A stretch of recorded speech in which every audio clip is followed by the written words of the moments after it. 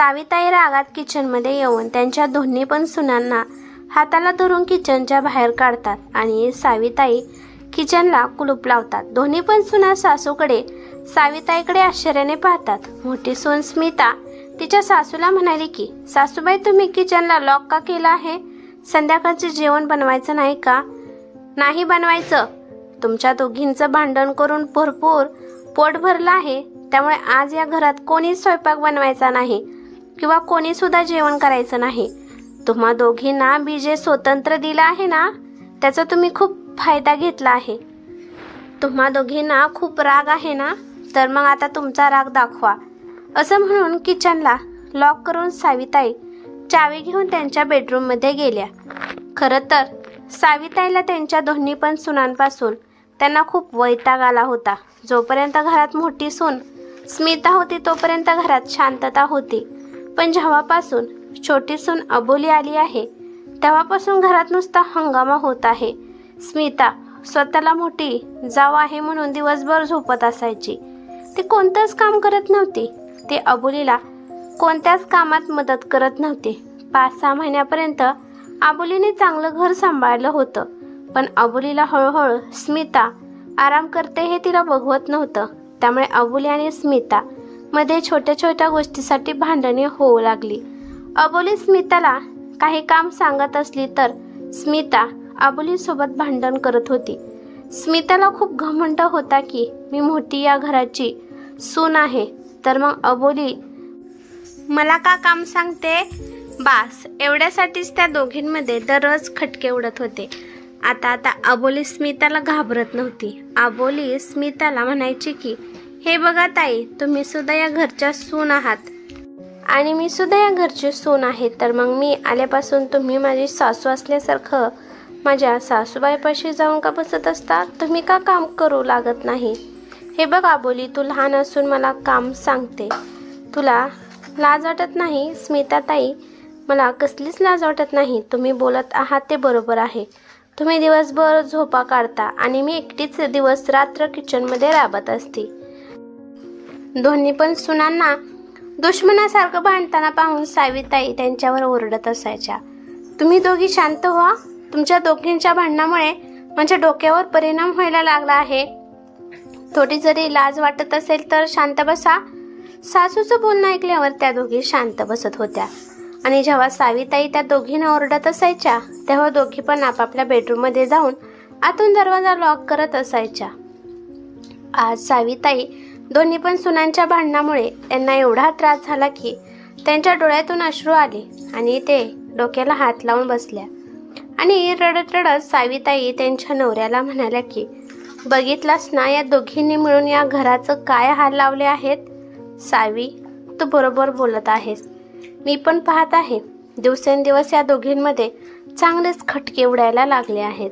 मला तर या घरात आता राहू वाटत नाही।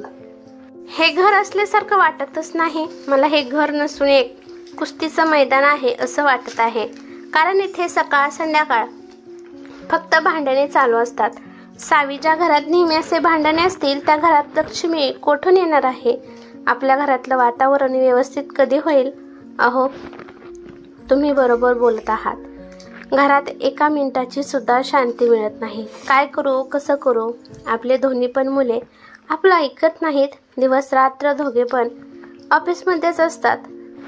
त्या दोघांना आपल्यावर काहीतरी जिम्मेदारी आहेत याचं भानच राहत नव्हतं आणि घरातील कधीपर्यंत त्या दोघींना समजावणार होत्या। घरातलं वातावरण हळूहळू असं झालं होतं की एकत्र राहत असून सुद्धा वेगळं असल्यासारखं वाटत होतं। स्मिता किचनमध्ये आली तर वरण भात बनवून निघून जात होती। त्यानंतर अबोली यायची आणि भाकरी चपाती भाजी बनवून जात होती आणि ज्या त्या स्वयंपाक करत होत्या त्या सुद्धा व्यवस्थित बनवत नव्हत्या। खरं तर एवढ्या मोठ्या घरात खाण्यासाठीच वांदे होत होते। पहिली लढाई खाण्यासाठी आणि दुसरी लढाई स्वच्छ घर ठेवण्यासाठी दोघींमध्ये होत होती। जर स्मिताने घर झाडून घेतलं तर ती घरातील फरशी पुसत नव्हती। स्मिता आणि अबोली दोघी आपापल्या रूमची चांगली सफाई करत होत्या, परंतु हॉल आणि साविताईच्या खोलीमध्ये डुंकून सुद्धा पाहत नव्हत्या। साविताईच्या खोलीची आणि हॉलची दोघी पण स्वच्छता करत नव्हत्या। तू करते का, मी करते, नेहमी असंच होतं. याच्यावर उपाय म्हणून साविताईंनी दोघींना पण समान कामे वाटून दिली होती आणि त्या पण काम व्यवस्थित करत नव्हत्या. जर पहिल्यांदा स्मिता किचनमध्ये आली तर आजारी आहे म्हणून अबोली झोपत होती आणि अबोली स्वयंपाक बनवत असेल तर स्मिता आजारी आहे असं नाटक अबोलीला सांगत होती. या दोघी त्यांच्या म्हणण्यानुसार घरात वागत होत्या. हळूहळू साविताईंना हे सगळं सहन झालं नाही. त्यामुळे त्यांनी जेव्हा संध्याकाळच्या वेळी लक्ष्मी यायच्या टायमाला या दोघी भांडण करत होत्या, त्यामुळे साविताई किचनमध्ये गेल्या आणि दोन्ही पण सुनांच्या हाताला धरून त्या दोघींना बाहेर काढलं आणि किचनला लॉक केलं.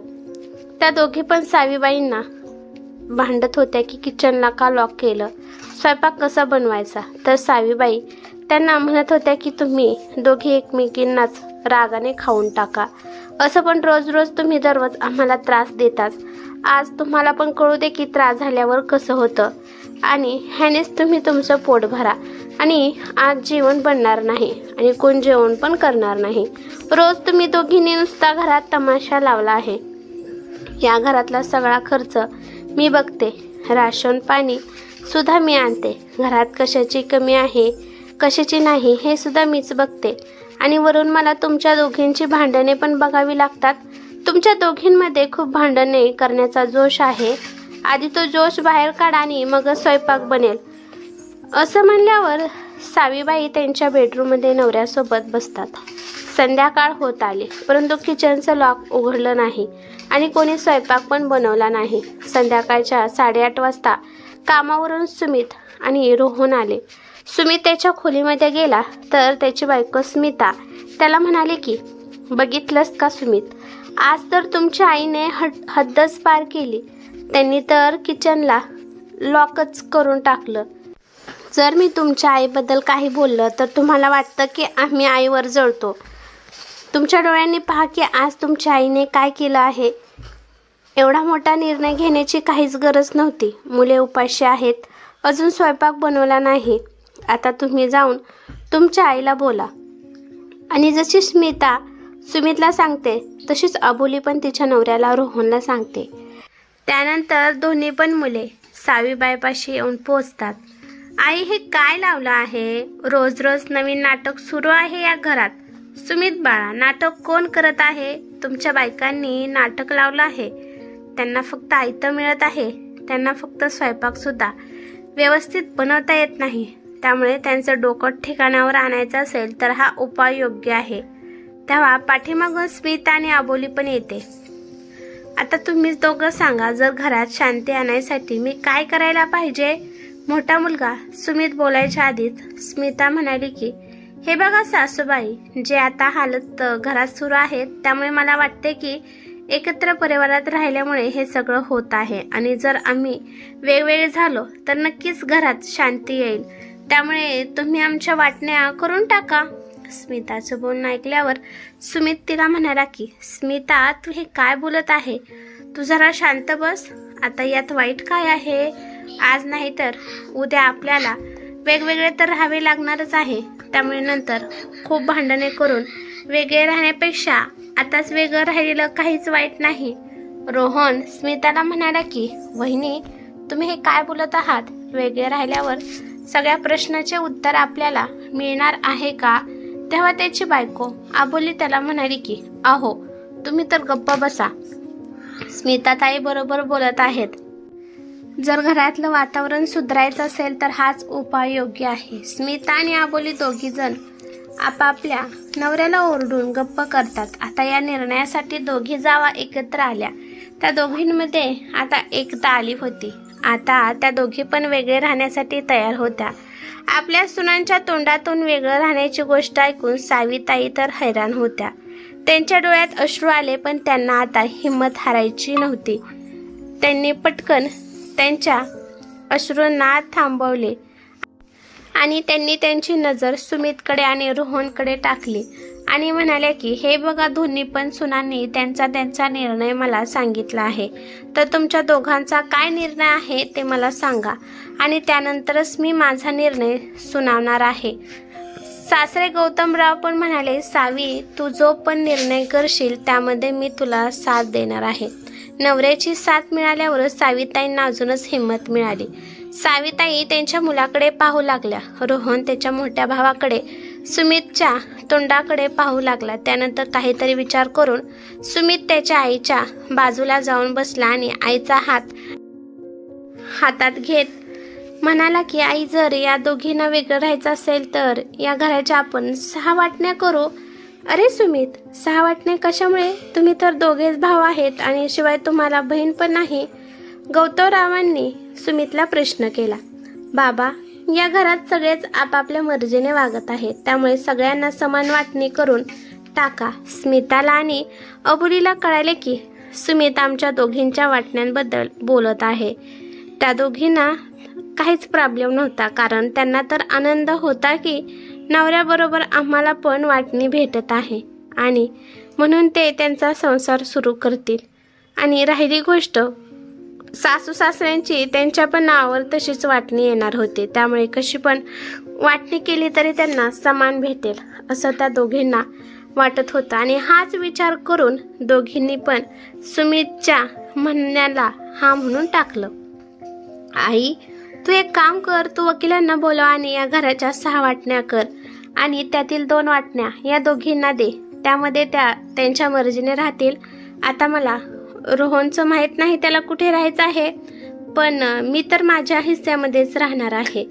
स्मिता सुमितवर ओरडत म्हणाली की, सुमित, तुम्ही वेडा झाला आहात का? तुमच्याशिवाय मी संसार कसा सुरू करू? जर मी वेगळं राहत आहे तर तुम्ही सुद्धा माझ्यासोबत राहायचं आहे. तुम्ही माझा नवरा आहात. हे बघ स्मिता, मी नवरा होण्याच्या आधी या घरचा आणि माझ्या आईचा मुलगा आहे, त्यामुळे मी या घराच्या 6 वाटण्या करणार आहे. सगळ्यांनी आपापल्या मर्जीने राहावे. मी माझ्या आईवडिलांना सोडणार नाही. आणि हा विचार करू नका की नवरा आहे म्हणल्यावर आम्ही तुमच्या बोटावर नाचू. सुमितचं बोलणं ऐकल्यावर त्याचा छोटा भाऊ रोहन पण आईच्या दुसऱ्या साईडला येऊन बसला आणि रोहन सुमितला म्हणाला की, सुमित दादा, तुम्ही बरोबर बोलत आहात. मला पण अबोलीसोबत राहायचं नाही. मी पण माझ्या आई बाबापाशीच राहणार आहे. हा आई, पण अबोलीला तिची वाटणी देऊन टाक. त्यानंतर त्या दोघी त्यांच्या मर्जीने राहतील. नवऱ्याचं बोलणं ऐकून स्मिता आणि अबोलीची तर बोलतीच बंद झाली. दररोज त्या दोघींच्या तोंडून खूप काही शब्द बाहेर पडत होते, पण त्या दोघी आज निशब्द होत्या. पण साविताईंच्या डोळ्यातून अश्रू वाहत होते. आज त्यांना त्यांच्या परिवारावर, त्यांच्या मुलावर खूप गर्व वाटत होता. आज त्यांच्या मुलांच्या समजूतदारपणामुळे घर तुटण्यापासून वाचणार होतं, कारण दोघींनी पण बिगर नवऱ्याचं वेगळं राहण्याचा स्वीकारच केला नाही. त्यामुळे त्या दोघी पण हरल्या आणि म्हणाल्या की आम्हाला वाटण्या करायच्या नाहीत. आता तर नवरा सोबत राहणार नाही तर या वाटण्या करून काहीच उपयोग नव्हता.